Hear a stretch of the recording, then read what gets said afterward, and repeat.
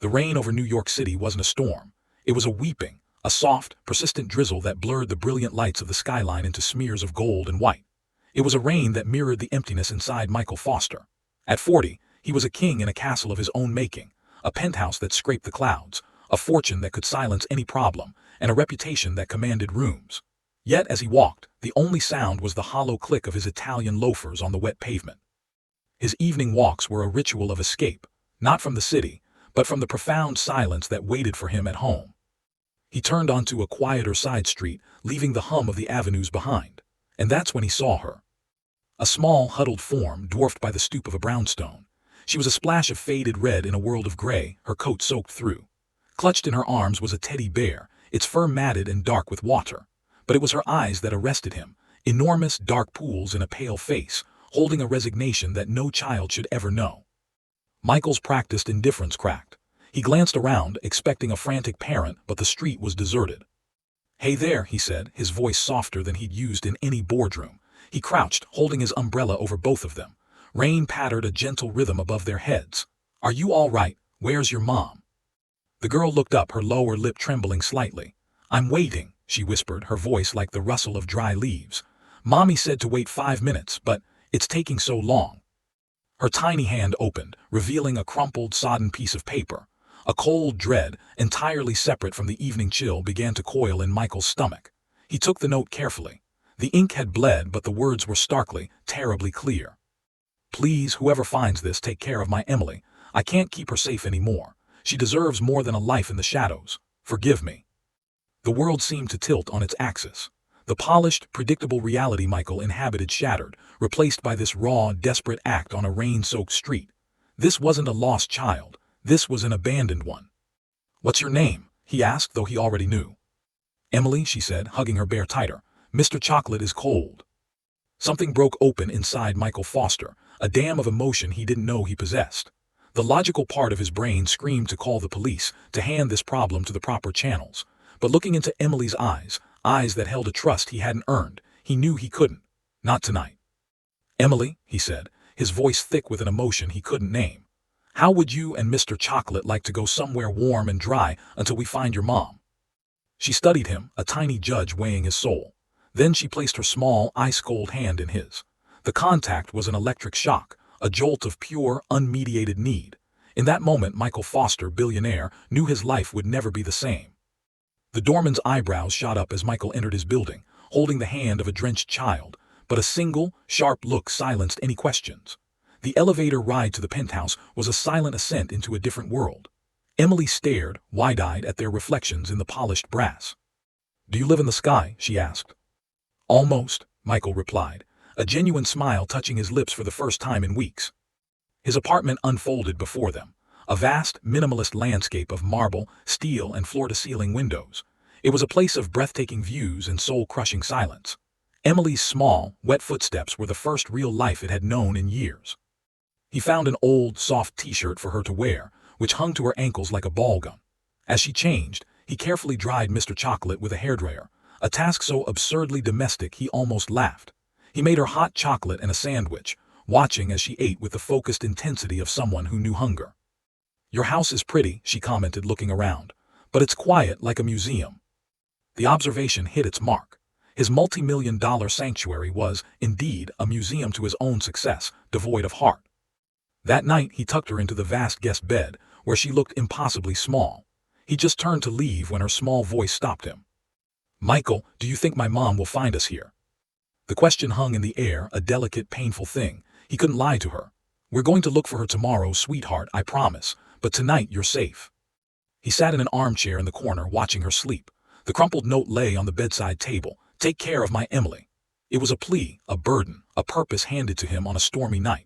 He thought of his own father who had walked out for a pack of cigarettes and never returned. He remembered the waiting, the slow dawning understanding of abandonment. He would not let Emily know that feeling, not if he could help it. As dawn tinted the sky, Michael made a decision. He wouldn't just hand her over to a system. He would find Rachel. He would understand. The billionaire who was used to acquiring and controlling had now been acquired by a single, overwhelming imperative: to protect. The search for Rachel began with the quiet efficiency that had built Michael's empire. A private investigator, discreet contacts in social services, donations to shelters that opened records.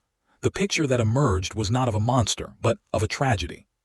Rachel Thompson, 30, a history of severe depression, lost her job, then her apartment, a pattern of seeking help, then disappearing, too proud or too scared to see it through. There were no missing persons reports for Emily. It was as if Rachel had simply erased herself from her daughter's life, a final, desperate act of what she thought was love.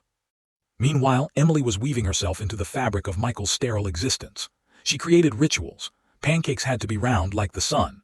Mr. Chocolate needed a story before bed, and the closet required a 3-check monster inspection. Michael, the master of mergers, found himself learning the intricate politics of tea parties and the proper way to build a pillow fort. One afternoon, as they walked through a park, Emily stopped, pointing to a bench. "We slept there once. Mom said it was an adventure." Michael's heart clenched. He crouched down. "Emily, sometimes the people we love, they get sick in a way that isn't a cold. It makes them very sad and confused, and it can be hard for them to ask for help." Emily considered this, her small face serious. "Is that why Mommy left?" "I think so," he said softly, "but we're going to help her. We're a team." Her small hand slipped into his, a gesture of such innate trust it stole his breath. In that moment, he wasn't a billionaire or a CEO. He was simply Michael, the man who held Emily's hand, and it was the most important title he'd ever held. The call came from a volunteer at a soup kitchen. A woman matching Rachel's description, disoriented and thin, had been seen near the old industrial district. Michael's heart hammered against his ribs. This was it. He left Emily with the babysitter, promising to share every detail. The neighborhood was a world away from his penthouse, graffiti-strewn walls, the scent of damp concrete and decay. He met the volunteer, Brian, who led him to a small, grimy diner. "She comes here," Brian said. "Watches people eat. We give her what we can." Michael waited, the minutes stretching into an eternity, and then he saw her. She emerged from an alleyway, a ghost in a tattered coat. Her hair, once probably as curly as Emily's, was a lank, dirty frame around a face etched with hardship. She was painfully thin, her movements jerky and fearful. This was not the villain he had sometimes imagined in his frustration. This was a soul shattered by despair. He approached slowly, his voice gentle. "Rachel, Rachel Thompson." She flinched, her eyes wide with animal fear. "Who are you?" "My name is Michael Foster. I have Emily." The change was instantaneous. The fear vanished, replaced by a raw, gut-wrenching hope. "Emily, is she?" "She's safe," he said quickly. "She's healthy. She talks about you every day." Tears streamed down Rachel's face, carving clean paths through the grime. She covered her mouth, a sob escaping. "You have her. She's really okay." On a park bench, as the city bustled around them, Rachel's story tumbled out. The crushing weight of poverty, the spiral of her mental health, the terrifying episodes where she couldn't trust her own mind. "That night, I broke, I thought if I kept her I would ruin her, or worse." She looked at him, her eyes begging for understanding. "Leaving her was the worst thing I've ever done, but I did it because I love her." Michael saw the truth then. This wasn't abandonment, it was a sacrifice. A terrible, heartbreaking sacrifice made from a place of profound love and profound brokenness. "Rachel," he said, his voice firm, "let me help not just Emily, let me help you get better." He offered his hand. After a long, trembling moment, she took it. The journey of healing was a slow, deliberate architecture. Rachel entered a private clinic, finally receiving the consistent medication and therapy she so desperately needed. Michael became the bridge between mother and daughter, delivering Emily's drawings and stories, and reporting Rachel's progress back to the little girl. Emily's first visit to the clinic was a delicate ballet of hope and hesitation.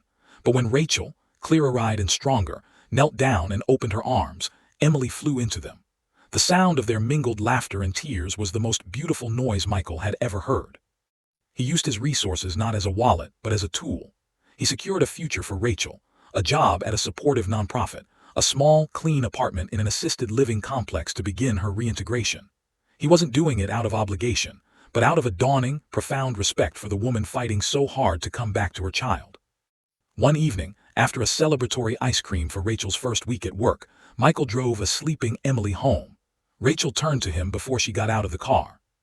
"You gave us both a second chance," she said, her voice steady and sure. "You didn't just save Emily, you saved me." He watched her walk inside, a woman reclaiming her life. He looked in the rearview mirror at Emily, peaceful in sleep. The family he had now, forged in rain and heartbreak, bound by choice and love, was more real than anything he had ever known. The court order was final. Rachel Thompson was granted full custody. She was stable, employed, and radiant with a hard-won peace. The day had come for Emily to move into her mother's new apartment. Emily, now brighter and more secure, had packed her bag, Mr. Chocolate and Lola the doll. When Rachel arrived, she knelt, taking her daughter's hands. "Emily," she said, her voice thick with emotion, "I am so sorry I left you. I was sick and I was scared, but I am better now, and I promise you with my whole heart I will never leave you again." Emily simply smiled, a child's pure, forgiving smile. "It's okay, Mommy. Michael said you were getting better, and now we can be a family, you and me and Michael too." Michael's breath caught. In her simple wisdom, she had defined them perfectly. As Rachel's car pulled away, Emily waved frantically from the back window until they turned the corner. The silence in the penthouse was profound. But this time, it was different. It wasn't empty. It was filled with the echoes of laughter, the memory of small footsteps, and the enduring warmth of a love that had been entrusted to him on a rainy night. He walked into Emily's room. On the bedside table was her final drawing, 3 stick figures under a smiling sun, all holding hands. Scrawled at the bottom in wobbly letters were the words, "My family." Michael Foster, the man who had everything, finally understood what true wealth was. It wasn't in the bank or the view. It was in the resilient heart of a child, the redeemed spirit of her mother, and the unbreakable, unexpected bond they now shared. He had set out to rescue a little girl from the rain, only to have her lead him out of his own long, cold winter into the sun.